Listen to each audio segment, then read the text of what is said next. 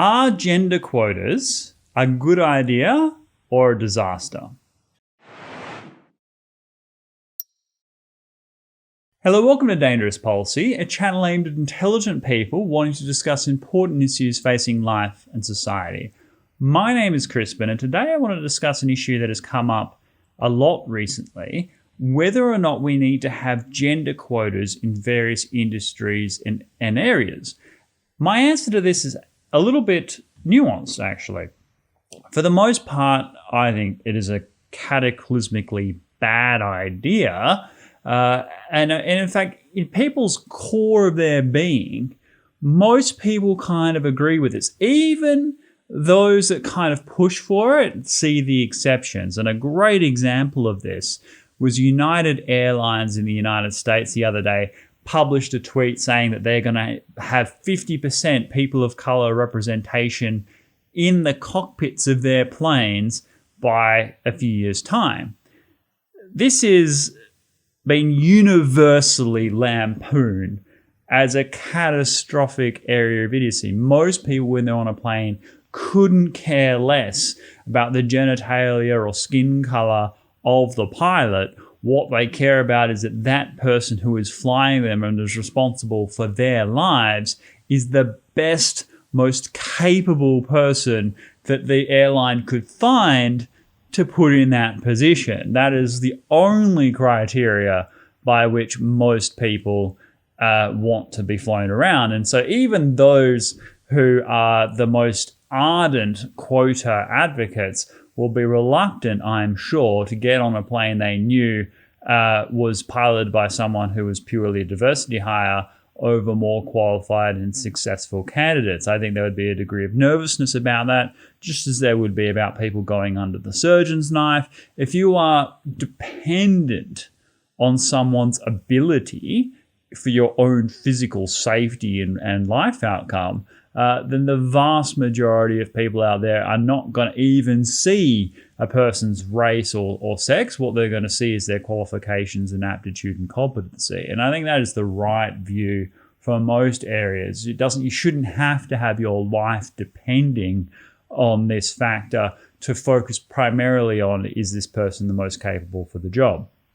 That said, I think there are two exceptions.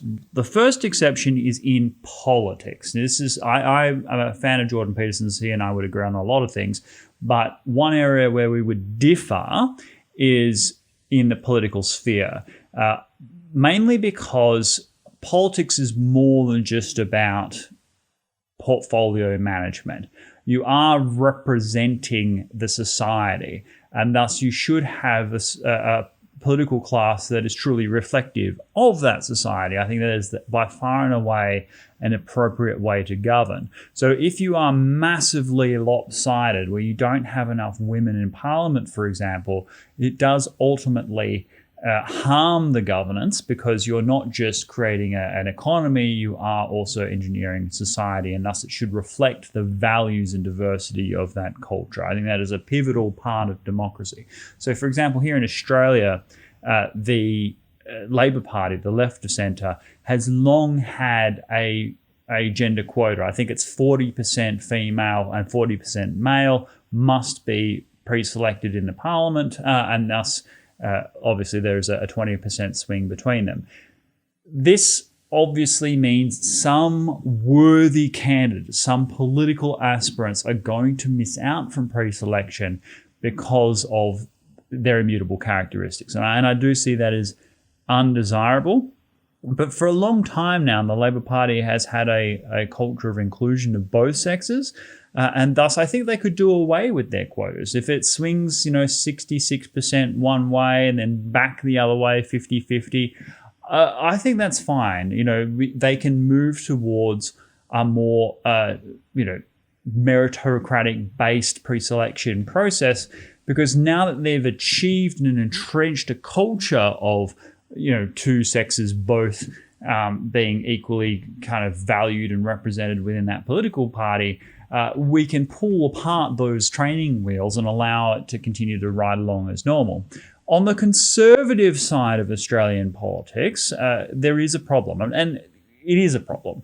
When we had one of the greatest all-time parliamentarians, Julie Bishop, a former Foreign Minister of Australia, represented Australia with great dignity and fierceness. I mean, I recall when the MH17 disaster happened, the plane was shot down over Ukraine, in which some sort of 30, I think 8 Australians were killed. She took Vladimir Putin to task on the floor of the United Nations General Assembly, right to his face in a way that was quite visceral to see on screen. And she represented Australia with a tremendous amount of force. This was a great example of how a trailblazing woman in conservative politics can operate. And she narrowly missed out on becoming the leader of the Liberal Party and thus the Prime Minister of Australia. It's one of those great regrets. But here's the thing, she was in a tiny minority, and though she was extraordinarily competent relative to a large number of her party colleagues, she would look along that front bench of walking cadavers and think to herself, how can the Conservative Party claim to be meritocratic when this is the best that the Conservatives could throw up? There are a lot of conservative women who are deterred from politics because they see it as a kind of a masculine, misogynistic culture. Whether that perception is right or wrong, that is a perception that exists.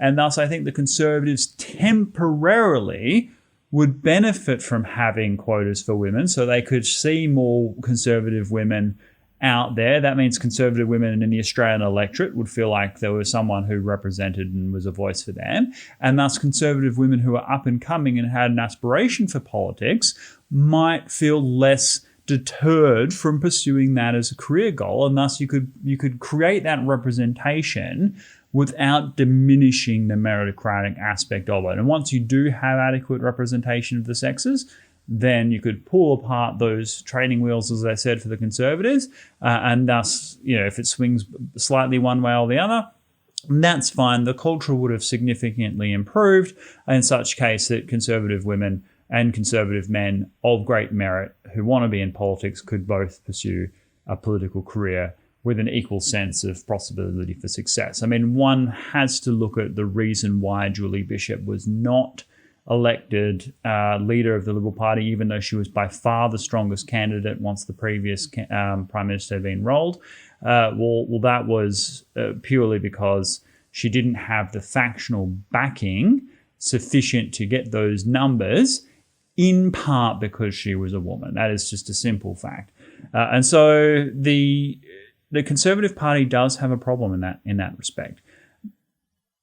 Outside of politics, the circumstances are rare, but it does reflect the case that I've just given you. If you have an area where you feel that there is a high possibility that there are a lot of competent women out there who would otherwise choose to pursue a career in that area, but are deterred from doing so, not because they're not interested in the work, and that's a clear criterion, and I think where we get bogged down in this debate, not because they are deterred by the work, but because they're deterred by the culture. For example, I think a very strong case can be made that, fields of engineering, computer science, and areas like that, where there is a strong male dominance, well, a lot of that is attributable to the personality differences on aggregate between males and females. There just aren't that many women that interested in that field. I see the same in poker. Poker is extremely male-dominated. I do think to a degree the masculine, male-dominated culture does deter some women from playing poker. The feeling that the fear, whether actualized or not, that they might be exposed to some sort of sexual harassment, that sort of thing, because they're in such a male-dominated environment, does deter a lot of women from pursuing poker. But also, poker just appeals more towards masculine traits of competitiveness, of gambling, of risk-taking. These are something that will appeal more to men generally. So there are going to be gender differences in a lot of fields that are primarily attributable to personal choice. And we should absolutely not use illegitimate social pressure to force gender quotas to occur in those areas. By contrast, we should be focusing on individual choice, but removing those barriers that prevent people from making choices that they would in fact otherwise make. So if a woman would go into a particular field, if not for the fact that they feel it's a male-dominated culture where they wouldn't fit in, well, that needs to change. And vice versa. There are plenty of areas where some men would want to pursue a particular field or a particular hobby, but feel it's female-dominated, and thus they wouldn't actually find a place for themselves. If that is the reason preventing them from going into that, well, that's harmful to our actual productivity, because it would prevent someone who is otherwise the most meritocratically capable candidate from going into that field in the first place. So that's the area of commonality that I think exists between those that are pure meritocratics and say, look, quotas are just another means to force communism on society, and then there are those that say no, gender representation is a good thing and improves the culture. Well, this is that Venn diagram overlap. If people would have made a choice to pursue a particular career, but were deterred from doing so by virtue of the fact that they perceived, real or otherwise, that there was a gender-based culture to which they would not be able to fit in, well, that culture, either the perception or the reality, needs to be addressed, and thus quotas may have a role temporarily in creating that. Because if there is a 50-50 gender split in a particular field, well, then the primarily obvious fact is people are going to make a choice to go into that field because they want to, or not go into that field because they don't want to, not because they perceive a gender-biased culture. So in that sense, I think quotas have a role as a specific tool to be used sparsely, to be used briefly and in certain cases, but not as a mechanism to force change that overrules personal choice and means that less capable candidates are unable to pursue careers that are their life's ambition. That's my view.